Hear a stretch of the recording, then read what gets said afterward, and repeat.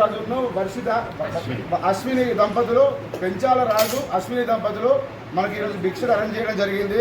ఆంజనేయ స్వామి దేవాలయం పచ్చముఖి ఆంజనేయ స్వామి దేవాలయంలో వారికి వారి కుటుంబానికి ఆంజనేయ స్వామి అనుగ్రహం రామయ్య అనుగ్రహం ఉండాలని కోరుకుందాం. వాళ్ళకు కూడా మంచి జరిగి మనకు ప్రతి సంవత్సరం ఇలా భిక్ష పెట్టని కోరుకుందాం. జై శ్రీరామ్, జై శ్రీరామ్. దయచేసి ఎవరు మాట్లాడద్దు.